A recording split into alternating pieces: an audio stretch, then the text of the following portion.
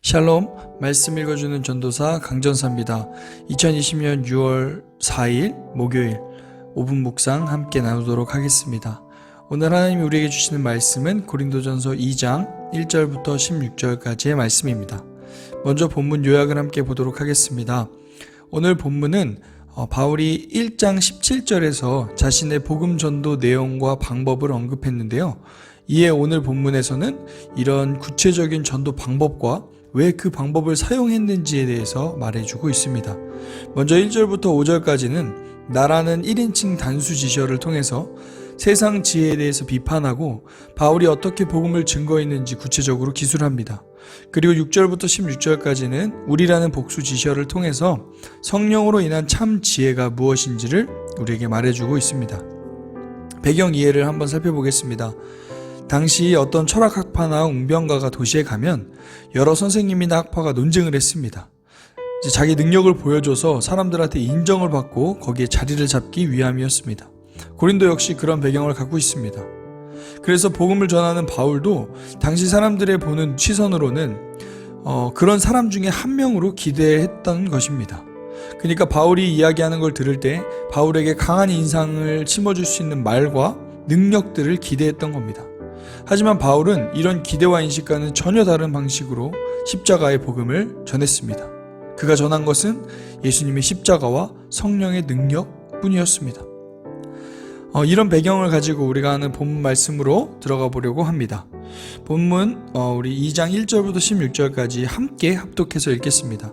먼저 1절부터 5절까지의 말씀은 바울의 전도 방법을 말해줍니다. 함께 읽겠습니다. 형제자매 여러분, 내가 여러분에게로 가서 하나님의 비밀을 전할 때 훌륭한 말이나 지혜로 하지 않았습니다. 나는 여러분 가운데서 예수 그리스도 곧 십자가에 달리신 그분 밖에는 아무것도 알지 않기로 작정하였습니다. 내가 여러분과 함께 있을 때에 나는 약하였으며 두려워하였으며 무척 떨었습니다. 나의 말과 나의 설교는 지혜에서 나온 그럴듯한 말로 한 것이 아니라 성령의 능력이 나타낸 증거로 한 것입니다. 그것은 여러분의 믿음이 사람의 지혜의 바탕을 두지 않고 하나님의 능력의 바탕을 두게 하려는 것이었습니다.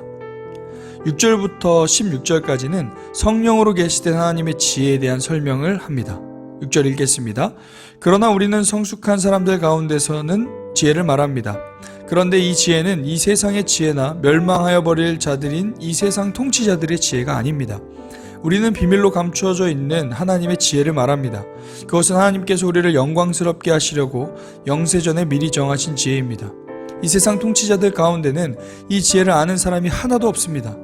그들이 알았더라면 영광의 주님을 십자가에 못 박지 않았을 것입니다. 그러나 성경에 기록된 바 눈으로 보지 못하고 귀로 듣지 못한 것들, 사람의 마음에 떠오르지 않은 것들을 하나님께서는 자기를 사랑하는 사람들에게 마련해 주셨다 한 것과 같습니다. 하나님께서는 성령을 통하여 이런 일들을 우리에게 계시해 주셨습니다. 성령은 모든 것을 살피시니 곧 하나님의 깊은 경륜까지도 살피십니다.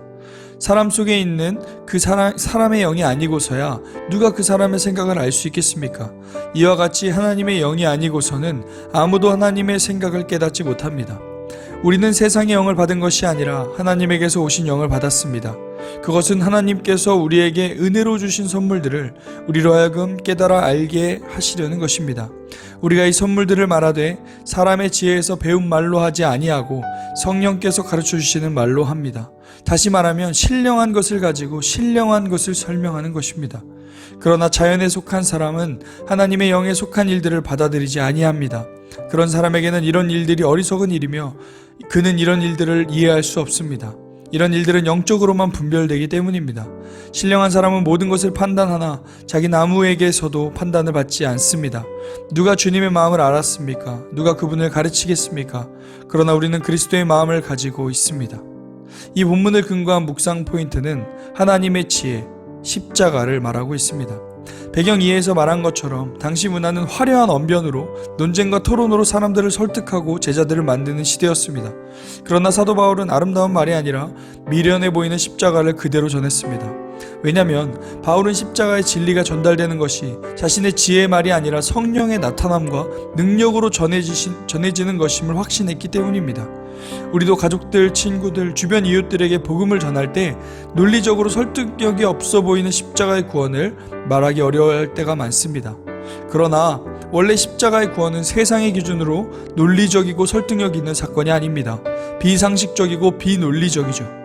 하나님의 아들이 죄인된 인간을 위해 스스로 죽음을 선택하시고 택한 백성들을 구원하신 이해 안 되는 사건입니다. 그러나 분명한 것은 그 사건으로 우리가 구원을 받았다는 것입니다. 죄에서 노임받았고 사망을 이기고 영원한 생명을 얻게 되었다는 것입니다. 그러므로 사랑하는 여러분, 이 복음을 기억합시다. 우리를 죽기까지 사랑하신 그분의 사랑을 기억합시다. 그리고 오늘 하루 복음을 믿는 자답게 살아갑시다. 더 나아가 어느 때든지 때를 얻든지 못 얻든지 이 놀라운 복음을 전하는 도구로 쓰임받는 우리의 인생이 되기를 소망합니다.